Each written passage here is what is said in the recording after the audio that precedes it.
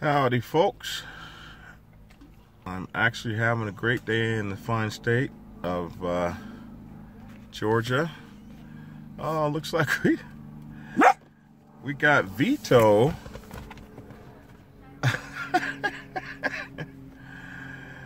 We got somebody watching the video while they're riding their motorcycle across the country. Man, if you don't turn that damn thing off. What's up, P1 Oklahoma City #1 stunners? We got a lot of good folks on here. Clive Bell, haven't seen you in a while. Chico, good afternoon, Chico. How are you? Clive Bell, good morning, Black Dragon from the Zombie Trackers, Durham, England, UK. Good morning, sir. Is it morning over there already? Good to talk to you.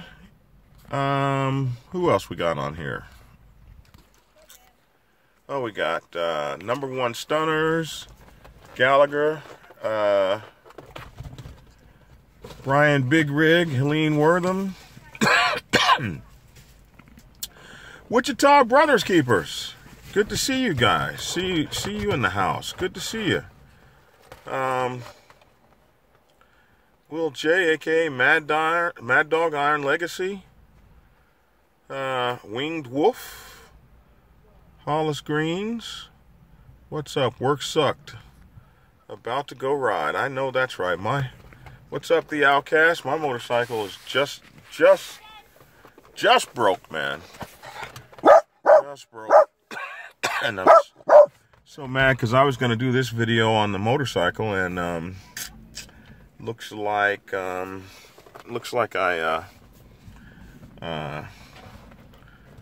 don't know. There's some sort of short in the my battery cable, or maybe the terminals seem tight, so you know, maybe it's something under the seat. It's intermittent power loss, and I was reading on the forums for the Victory Vision. It says that it is notorious for battery terminal issues. So I guess I'll start with the easy stuff and undo the battery terminals and clean them off and then tighten them back up. But it is definitely acts like the battery terminals are not tight, but they are tight. So that sucks. Harry, how you doing, Gary Klein? It's that quality Victory engineering, says Travis Lampman.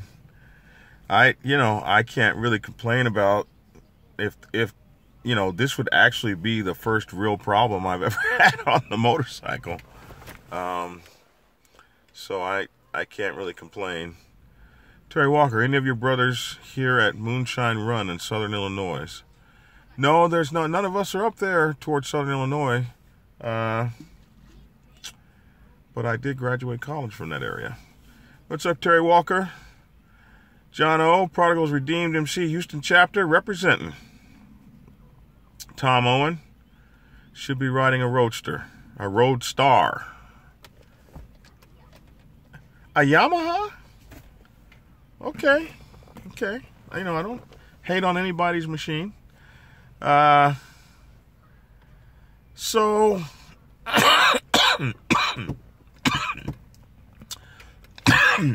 I'm still a little under the weather, my friends, and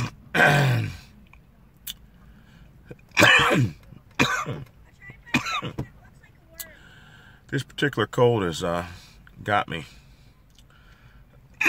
Evening. All the way down to Jacksonville, Florida. Good evening. For those of you who don't know, good evening. My name is Black Dragon, and welcome to my YouTube page, my YouTube channel, rather. Black Dragon National President. And my eyes are itching and everything. But believe it or not, I do feel better. 347 pounds today. 347 pounds. I'm proud to let you all know. 365 is what I started at the beginning of the year. on January the 1st. So we're at 347 right now, and we're fighting hard to get to where we're going. P1 says, I ride a victory cross country, baby. I know you do, with no trouble. What's up, Goof Troop? Good to see you. How you doing? Redneck Ninja? Green tea, honey, Asian cure. You know what? I just found some caramel tea. Caramel. Caramel. Same thing, right? Tea. Oh my God, it's so good. So, I wanted to talk about DWB. And I know a lot of you guys have heard of DWB, but maybe in a different configuration, like driving while black. But we're going to talk about DWB in another configuration called driving while biker. And that's what we're going to talk about next. And don't forget to hit the like button and the notification button on the channel. The notification bell will allow you to know when I am doing videos, and the like button, of course, allows us to know that you like the content that we're sending out. And if you subscribe to the channel and then hit the notification bell, whenever we put out new information, that notification bell will let you know that we put out a new video. So, driving while biker, you know, I thought about this, and afternoon, Ross Curtis, I thought about this, and driving while biker is a interesting phenomenon. You're riding your motorcycle across the country or through some town, especially the way we get down, especially in the summer while we're rolling and breaking these state lines. And you can get pulled over in these towns, and you're riding with your colors on and really run into some pretty lousy policing. Good evening, David Morrison, Keith Dominguez. And I wanted to talk to you guys about a few things that are kind of important to know when you're getting pulled over. And I'm not an attorney or anything like that, but it's important to know, and we're going to do quite a few videos over this going towards the summer, but it's kind of important to know. I have so many people that are out and getting out and rolling and running hard across the country.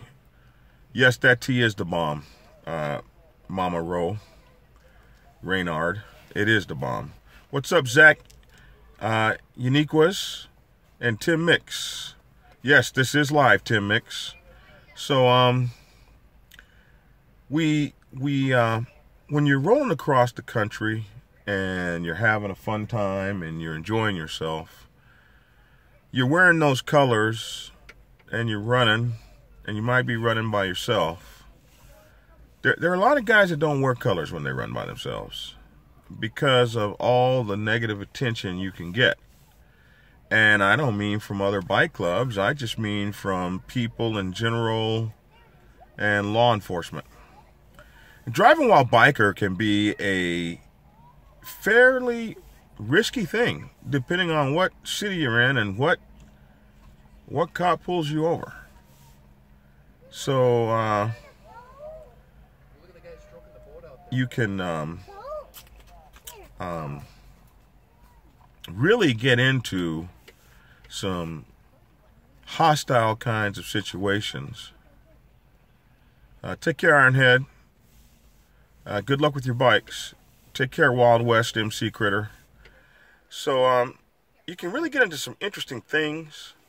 And I don't just mean interesting, but really kind of things that can cost you a lot of money, get you arrested, and take up a lot of time.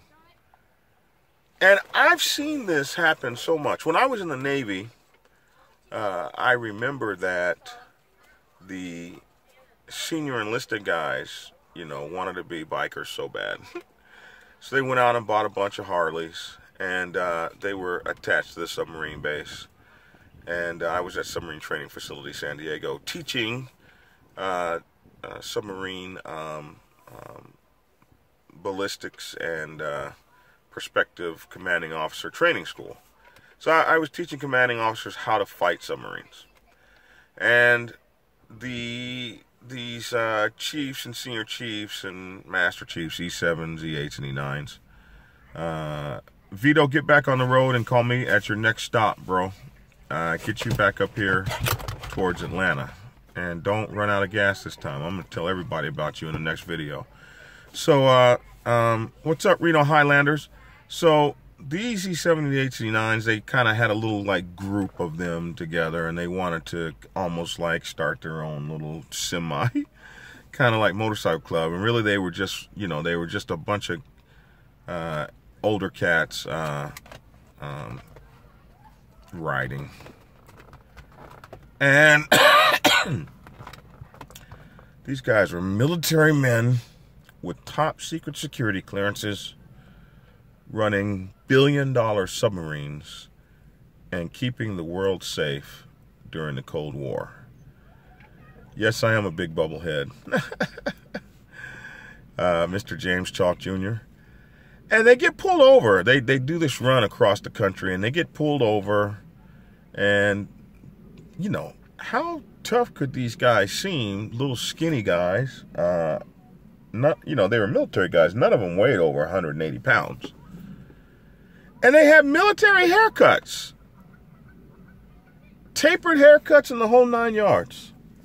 But the police didn't see that. They see men in leathers. And next thing you know, we get word back at the base, the submarine base, they're being held in some small town until their paperwork clears and until their information clears, and they've sent for their titles and registration that they want to check against the stuff stamped on their frames, the serial number stamped on their frames. And these guys have every form of governmental ID, top secret courier IDs, and they are full line fighting military men. And they kept these guys for about a week. And this was in like 1991 or something like that.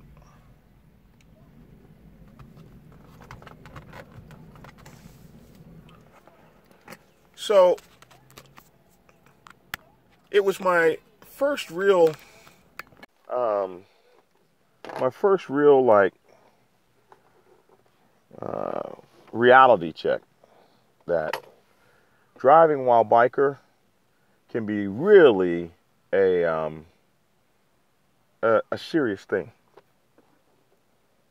That driving while biker can get you into a lot of trouble. And these guys were forced to, I think they spent like a day at the jail, and then they were forced to be able to buy accommodations. They had to pay for a room. And that expenditure, they had to pay for out of their own pockets. So there are a few things you got to be aware of when you're rolling across the country. First thing you got to be aware of is your gun rights.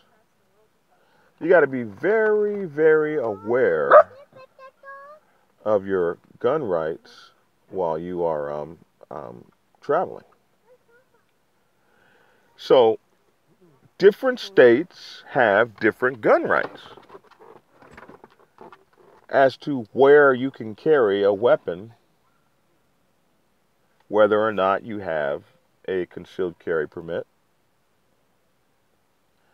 Even if you do have a concealed carry permit, there are certain rules that you have to follow in Texas that you don't have to follow in Georgia, even though Texas accepts a Georgia weapons permit. So if you haven't read up on these rules, driving while biker, you get pulled over and you're not following those rules closely, away to the calaboose you can go. And it can be ugly. For instance, when you get pulled over and you have a concealed weapon in Texas, you have to tell the officer that you have that concealed weapon and your permit to carry it. You got to let them know. You don't have to do that in Georgia. So these are some things that you want to know. If you're driving across country and you've got your get back whip, if you roll across the border into California with that get back whip, you have committed a felony. They call it a slingshot over there. So you get pulled over because someone doesn't like you, you're a biker, and you have a gun that you can carry here legally in Georgia.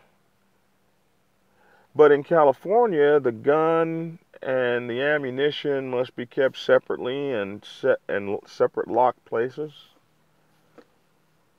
And God help you if you have any magazine that can carry more than 10 rounds. So one of the things you want to make sure of when you're riding across country, because in Georgia, if you have a concealed weapons permit, you can carry any concealed weapon. You can carry nunchucks, swords, switchblades. It's absolutely cool.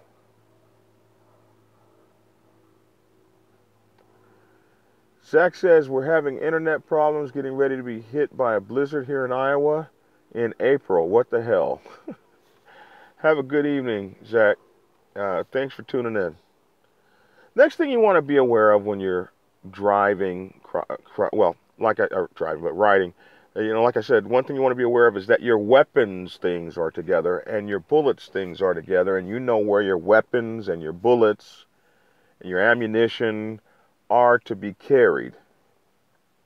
But a lot of things that police officers are doing, and highway patrol and things like that, is they're pulling you over and asking you for your weapons and confiscating them and not giving them back, or even arresting you, even if you have permission to carry them, or even if it's legal for you to carry them. They're attacking weapons and money through laws like civil asset forfeiture. So a lot of times when they see you as a biker and they pull you over, they have a completely different motive to pull you over than what you might have thought. Maybe they want your money. And civil asset forfeiture is an old British law that we use in the United States, meant to go after pirates on the high seas, to target their boats, because a lot of the pirate boats and stuff were registered in a funny kind of way, so they just went after the asset, knowing that they couldn't tie down the owners. They just took the boat, and that's transferred all the way over here to where they could take your money out of your pocket. I did a video on civil asset forfeiture, and I plan to do some more. So the other thing you want to be aware of is how you carry your money, and how much money you carry, and how much money you have available on your credit cards. Because in Oklahoma, civil asset forfeiture laws let them take the money that you're carrying right off of your credit card. Good evening, Daryl Richardson. Glad to see you, sir. So you have to plan a lot while you're driving while biker.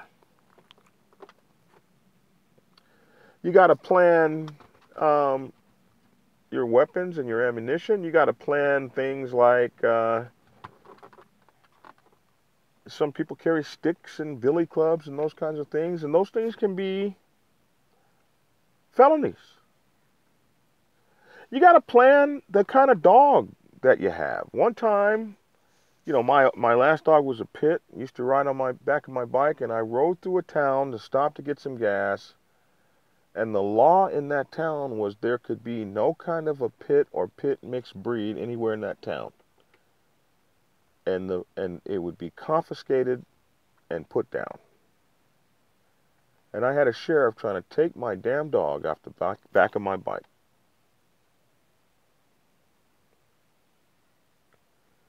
P1 says you need some kind of camera rolling when they pull you over. They tend to act a little better. Is that happening in Georgia? No, Georgia's not. Yes, civil asset forfeiture is happening in Georgia. Hell yes. But you do a little better when you're in your own state, in your own city, with that civil asset forfeiture crap. They usually use that to target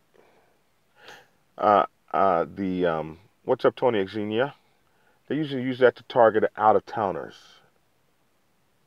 In Texas, Houston, you can carry a folding knife or a fixed blade. In San Antonio, folding it is a concealed weapon. So these are the really weird things that are going on. And the assault happens when they see you as a motorcyclist, they pull you over, and they already have that craziness on their minds. So one of my videos, I'm going to talk about how to deal with the pullover. When you get pulled over, what to say, what not to say, and what to allow and what not to allow.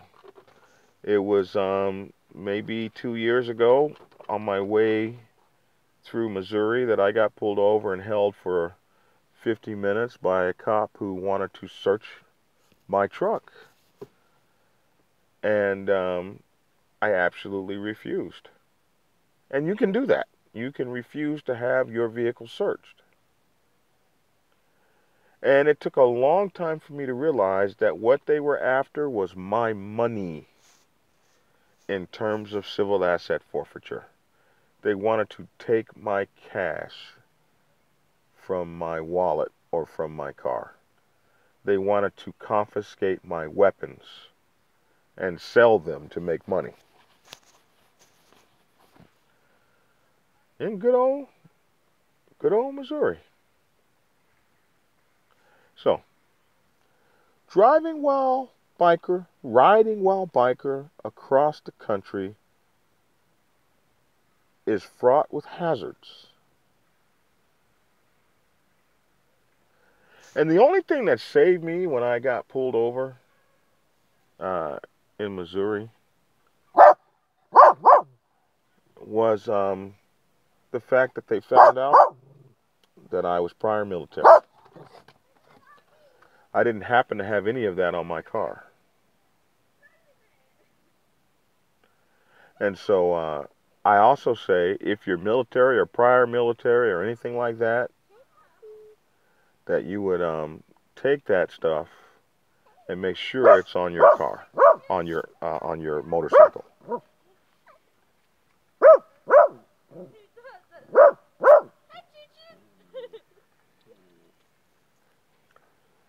So, take care, Keith. So, I want you guys to think about that when you're rolling across the country. Driving while biker is real. Get your weapons, your ammunition, your guns. Understand where you're driving through. Understand where you're driving through and the laws that are necessary for people who are carrying weapons. And make sure you comply with those laws. ST3CPO says, my DOD ID saves me every time. Goof Troop says, I'm thinking about a get back whip. I have two, one on each handlebar.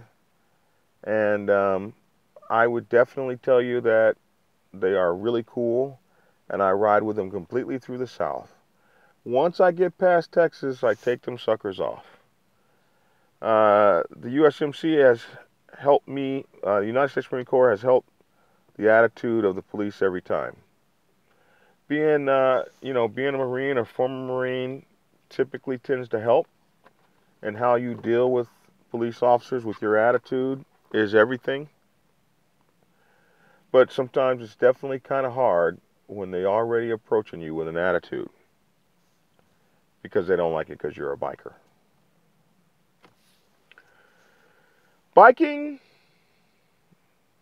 riding while biking, driving while biking across the country through areas that you don't know.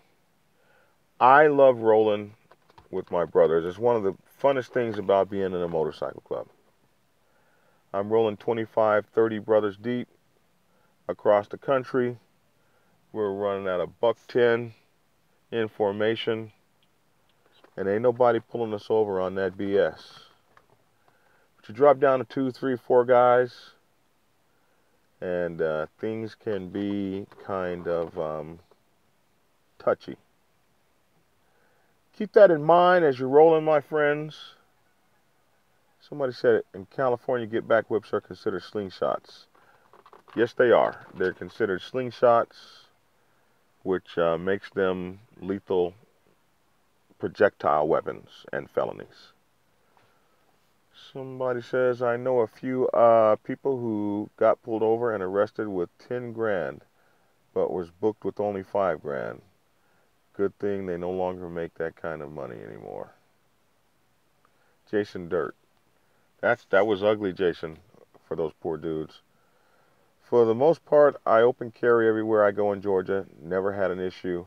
If I have to, I conceal, but the firearm, I open carry. Law enforcement asks me how much it kicks, rather than giving me any trouble. That's because David Morrison in Georgia, they're prepared for that.